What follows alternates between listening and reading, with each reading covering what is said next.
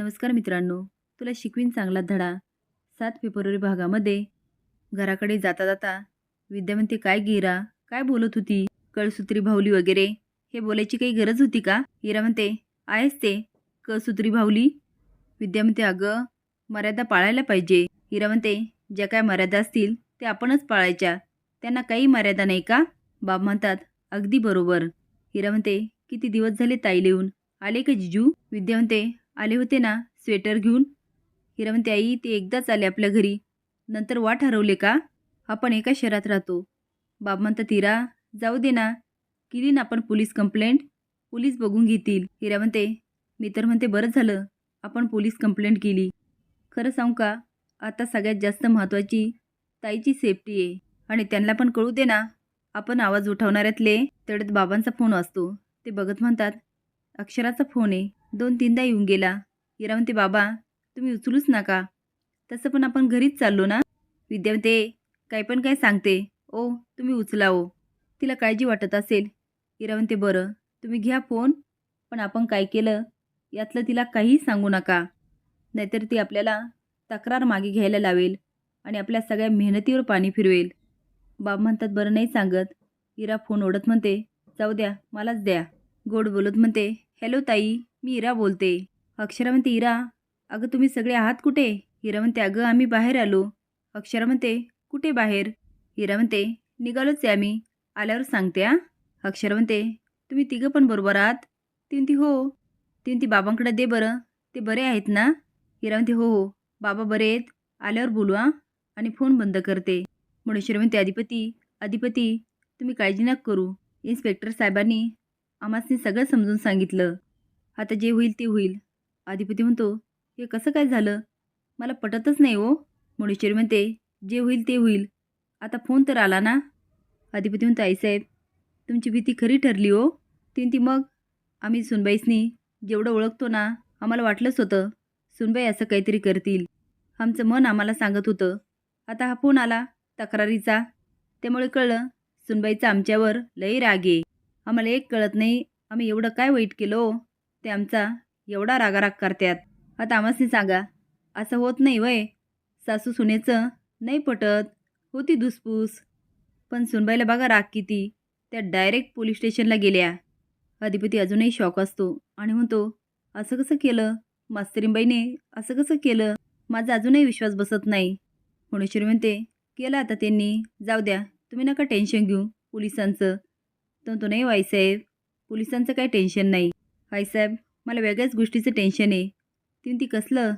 तो आईसाहेब मास्तरींबाईने असं कसं पाऊल उचललं, छोट्या छोट्या गोष्टींसाठी मला विचारायच्या, हे करू का ते करू का, आणि आता एवढी मोठी स्टेप उचलली मला न सांगता. म्हणजे आमचं नातं महत्त्वाचं वाटलंच नाही का त्यांना? आणि असं खोटं नाटक का सांगितलं, जी गोष्ट घडलीच नाही त्याची तक्रार दिली पोलिसात. मुनेश्वरी म्हणते, आमच्यावरच्या रागापायी न झालेला मॅटर चव्हाट्यावर आणला. आम्ही गरीब लोकांसाठी दरबार भरितो, लोक काय म्हणतील, थोरल्या सरकारांचे खायचे दात वेगळे आणि दाखवायचे दात वेगळे, ते सुनेचा छळ करतात. आम्ही एवढ्या बायकांना संरक्षण दिलं आणि आमच्यावरच आळा आला. अक्षरा पाणी घेऊन येते आणि म्हणते, बाबा बरी ना तब्येत? तुम्हाला अचानक काय झालं? आणि आई तू माझा फोन का नाही उचलला? बरं थांबा मी चहा घेऊन येते आ. विद्या म्हणते, अक्षू जेवायची वेळ झाली, थांब मी स्वयंपाक करते. अक्षरा म्हणते, आई मी केलाय. आता इरा कुचितपणे बघते. विद्या म्हणते, अगं तू कशाला केला? अक्षरा म्हणते, आई तुम्ही कुठे गेला काय, काहीच कळालं नाही, म्हणून म्हटलं तू आल्यावर कधी करणार आहे. बरं बाबा सांगा ना, कुठे गेलं होतात? बाबा गोंधळलेले बघून इरा म्हणते, ताई अगं तू प्रश्न काय विचारते, त्यांना आराम करू दे ना. आणि तुला सांगितलं ना दवाखान्यात गेलो होतो. अक्षरा म्हणते, अगं तो तर जवळच आहे ना. ती नाही, त्या डॉक्टरांनी बाबांना फरकच पडेना म्हणून जरा लांब गेलो. अक्षरा म्हणते, ठीक आहे, काय सांगितलं डॉक्टरांनी आणि औषधं कुठे? हिरा म्हणते, अगं मेडिकल बंद झालं होतं म्हणून मिळालेच नाही. अक्षरा म्हणते, अच्छा, प्रिस्क्रिप्शन कुठे? हिरा म्हणते, ताई तू काय प्रश्न विचारते, सोड ना आता, चल मला खूप झोप लागली आहे. अक्षरा म्हणते, हिरा अगं डॉक्टरांकडे गेले होते ना, मग त्यांनी गोळ्या औषधं लिहून दिल्या ना, दाखव ना. हिरा म्हणते, ताई तू पण ना, बाबांचं सोड, स्वतःची काळजी घे आणि चल मला खूप झोप लागली. ती आता जायला लागते. अक्षरा जोऱ्यात ओढते आणि म्हणते, हिरा नक्की सांगा तुम्ही कुठे गेला होतात? हिरा म्हणते सांगितलं ना एकदा. बाबा म्हणता हिरा आता लपवण्यात काहीच अर्थ नाही. हिरा म्हणते बाबा सोडा ना आता. बाबा म्हणतात नाही तिला सगळं कळालं पाहिजे. अगं तू बघितलं ना तिला किती काळजी लागली. अक्षरा आम्ही पोलीस स्टेशनला गेलो होतो. अक्षरा शॉकून म्हणते पोलीस स्टेशनला का? हिरा म्हणते ताई ते आमच्या घरामध्ये छोटीशी चोरी झाली ना म्हणून. अक्षरा म्हणते हिरा तू शांत बस. आता हिरा विद्याला खुणवते. पण तेवढ्यात बाबा म्हणतात मुळेश्वरी मॅडमची तक्रार करायला. आता तर अक्षराच्या पायाखालची जमीनच सरकते. अधिपती भुवनेश्वरी पोलीस स्टेशनला जातात. अधिपती म्हणतो कुणी केला होता फोन? कुणी केला होता? इन्स्पेक्टर म्हणतात तुम्ही कोण आहे? तो म्हणतो मी अधिपती आणि ह्या थोरले सरकार.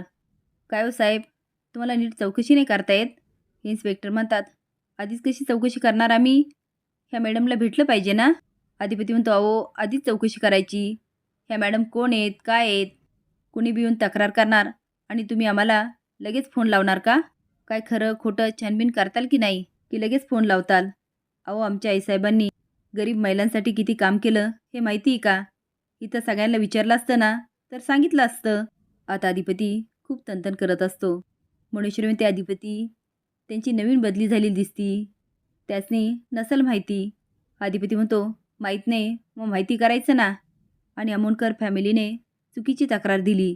मास्तरीबाई आमची बायको आहे. इन्स्पेक्टर म्हणतात कोण मास्तरीबाई? अधिपती म्हणतो अक्षरा अमोणकर. अहो आमच्या आईसाहेब सुनेला लक्ष्मी मानतात आणि त्या छळ करणार काही पण साहेब. मुळेश्वरी म्हणते अधिपती तुम्ही शांत व्हा. इकडे बसा बरं. ओ साहेब बसलं तर चालेल ना? इन्स्पेक्टर म्हणतात बसा बसा. मुळेश्वरी म्हणते ही तक्रार खोटी ठरली तर? आणि जर त्यांचं म्हणणं खोटं निघालं तर तुम्ही त्यांच्यावर ॲक्शन घ्यायची. आता इन्स्पेक्टर आणि अधिपती एकमेकाकडे बघायला लागतात. अक्षरा म्हणते बाबा भुवनेश्वरी मॅडम विरुद्ध तुम्ही तक्रार केली? बाबा म्हणतात हो केली आम्ही तक्रार. अक्षरा म्हणते बाबा तुम्हाला हे म्हणायचं तू माझ्या सासरकडच्या लोकांविरुद्ध पोलीस स्टेशनला तक्रार केली? बाबा म्हणतात तुझ्या सासरविरुद्ध नाही भुवनेश्वरी मॅडम विरुद्ध. ती म्हणती बाबा भुवनेश्वरी मॅडम माझं सासरच आहे. बाबा म्हणतात अगं त्या तुझ्या सासू नाही आहेत. अक्षरा म्हणते पण माझा नवरा त्यांना आई मानतो ना. बाबा म्हणतात पण त्यांना तुला सासू मानायची काही गरज नाही. अक्षरा म्हणते बाबा तुम्ही असं का केलं? मला का नाही सांगितलं? आणि आई तूच शिकवलं ना नात्यामध्ये चढ उतार चालू असतो. मी सांगितलं होतं ना मी अधिपतीशी बोलेल. मग तुम्ही का नाही ऐकलं? तुम्ही मला न सांगता का पोलीस स्टेशनला गेला? का तक्रार केली? अधिपतीने माझं ऐकलं असतं. हिरा म्हणते खरंच ताई अधिपती जिजूने तुझं ऐकलं असतं. अगं ते तर भुवनेश्वरी मॅडमच्या हातचं खेळणंही खेळणं. आता अक्षरा मोठ्याने ओरडते बास हिरा.